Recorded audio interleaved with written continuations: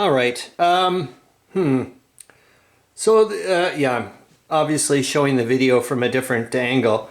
And I think and it's kind of ironic because I want to be talking about the surrounded units way the heck over here. And my confusion, I think, and I think I'm finally figuring it out. Anyways, the reason why I wanted to use a different angle is just I'm getting sick and tired sometimes of always looking at the map that way. And I was like, I just realized, you know what? You finally potentially are starting to clue in with surrounded units, pocketing, all that type of stuff. And okay, so here's where I think what my confusion was, and that's why, for example, I didn't even move any of the units here in the 10th with the 10th Army, and I've been doing this repeatedly with surrounded units.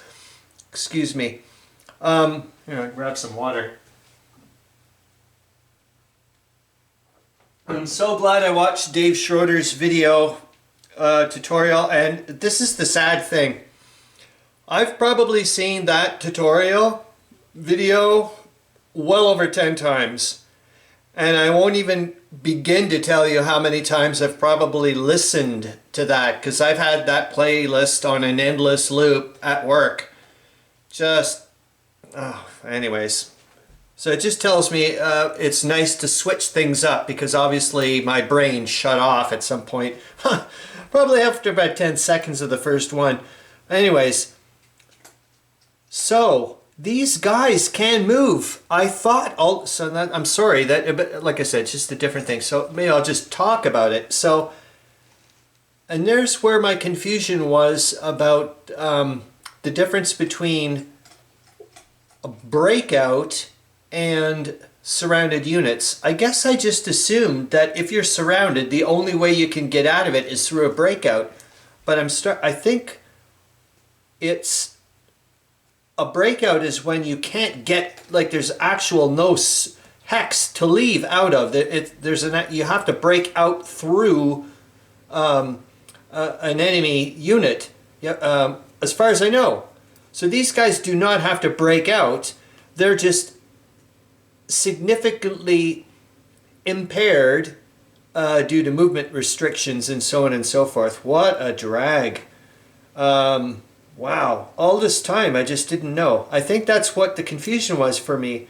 I don't know why I thought that as soon as a unit became surrounded, they were like frozen or something, until they could break that line of communication with someone else and or attempt a breakout. And I thought the only way this guy could, for example, move to here was through a breakout and attack these guys. And so I completely got it wrong. Completely. And then I was like, okay, you know what? You should maybe watch these bloody videos in your live stream for yourself and maybe other people. And there's been lots of times questions, things have been popping up. And I was like, you're kind of giving pseudo answers, or, or maybe sometimes people are relying on, because you play the bloody game so much that they think you know what you're talking about. So I was like, Anyways, I'm going to go on the other side. I don't want to look at it. What's the point then?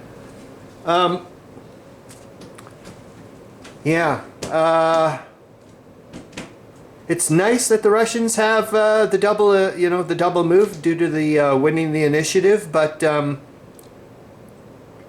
not a heck of a lot going to go on as far as I'm concerned, because there's nothing coming in except for the reinforcements. Except I am, where are we here? Way the heck over here in Warsaw. No. Jesus Murphy, that's Wooge. Warsaw over here. I had it right the first time. Jesus. See? Different perspective. Lord have mercy. So I've decided what is going to happen with Samsonov. He's going to be relieved of duty the instant...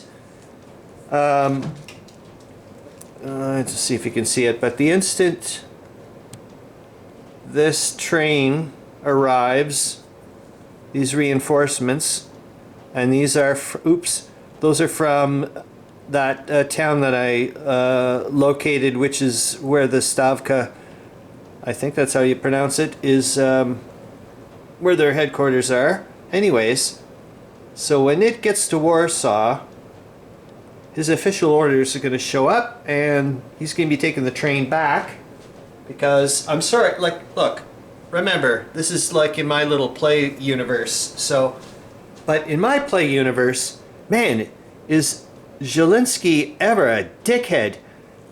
So, I mean, he's tried to cover his ass twice. I'm not saying the other people were completely free of,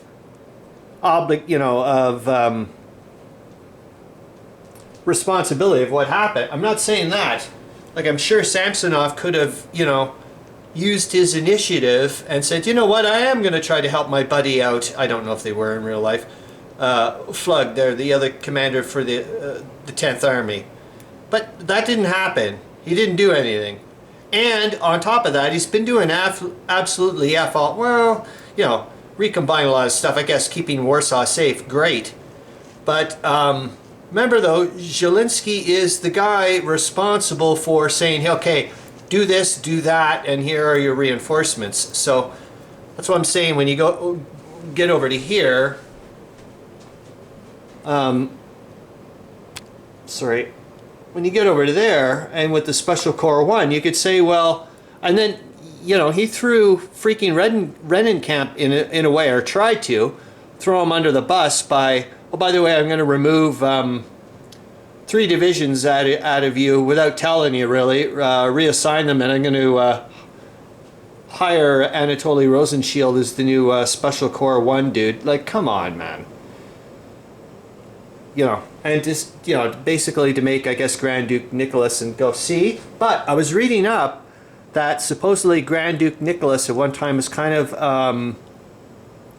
pushing Zelensky to say, hey man, you got to start helping out Samsonov in the real world, like with Tannenberg and whatnot, and didn't go. So, I'm just saying.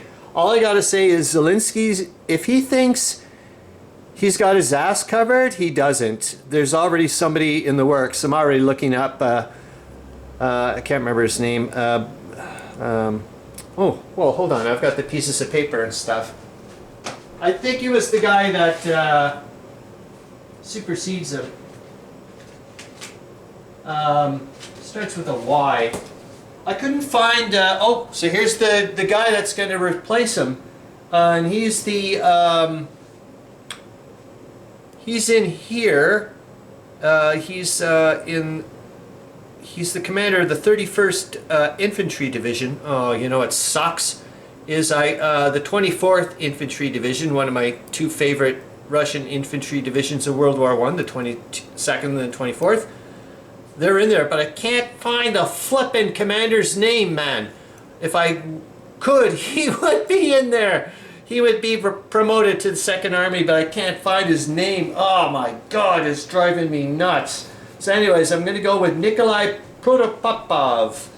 Sorry if I said it flippantly, I didn't mean to.